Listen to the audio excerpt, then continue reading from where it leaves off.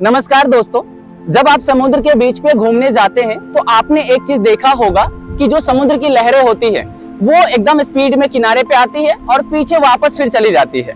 जैसा कि आप देख भी पा रहे होंगे, अभी आए और फिर ये वापस अभी यहाँ से हमें भिगोकर चला जाएगा। तो एक्चुअली ऐसा होता क्यों है, ये एक्चुअली इसके पीछे का साइंस क्या है, हम इसी के बारे में बात करने वाले हैं। तो इसके पीछे की साइंस की बात करें तो दो रीजन होता है, एक तो हवाओं का तेज चलना और दूसरा रीजन होता है अर्थ एंड मून के बीच में लगने वाला ग्रेविटेशनल फोर्स। तो हम पहले बात कर लेते हैं हवाओं के बारे में। तो आपने देखा होगा बीच पे समुद्र की साइड से किनारे की तरफ बहुत तेज हवाएं चलती है।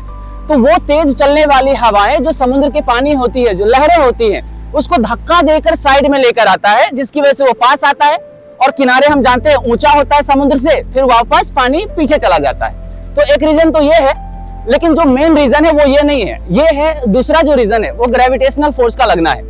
तो अगर हम बात करें अर्थ की, तो अर्थ ऐसे राउंड है और मून यहाँ है। तो जब मून समुद्र के सरफेस के ऊपर होता है तो वो मून एक ग्रेविटेशनल फोर्स लगाता है अर्थ पे, जिसकी वजह से पानी मून की तरफ खींचा चला जाता है। जैसे फॉर एग्जांपल मान लीजिए एक चादर है, उसको आपने सरफेस पे फैलाकर रखा हुआ है। तो अगर चादर फैला हुआ है, उसको मिडिल में पकड़ के आप ऐसे ऊपर कीजिए तो क्या होगा, जो चादर का किनारा है वो ऐसे पास आ जाएगा, लेकिन जैसे फिर चादर को छोड़ेंगे तो वो किनारा दूर चला जाएगा। एग्जैक्टली यही हो रहा है। यानी जब मून समुद्र के ऊपर है तो वो पानी को ऐसे अपनी तरफ खींच रहा है, जिसकी वजह से पानी कॉर्नर से अंदर की तरफ आ रही है। और जैसे ही मून समुद्र के ऊपर से दूसरी जगह चला जाता है, क्योंकि हम जानते हैं मून भी मूव कर रहा है, तो समुद्र के ऊपर से जब दूसरे जगह चला जाएगा तो जो पानी ऊपर उठा था वो नीचे आ जाएगा, जिसकी वजह से फिर वो किनारे की तरफ समुद्र के पानी चला जाएगा। तो यही रीजन है जिसकी वजह से जो समुद्र की लहरें होती है वो किनारे की तरफ आता है और फिर वापस पीछे चला जाता है।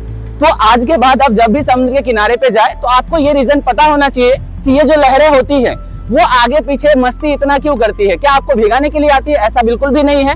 उसके पीछे फिजिक्स का फेनोमेना है जिसको वो फॉलो कर रही है और कुछ भी नहीं।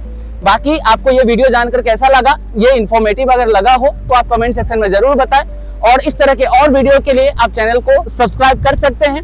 बाकी हम मिलते हैं नेक्स्ट वीडियो में, तब तक के लिए जय हिंद।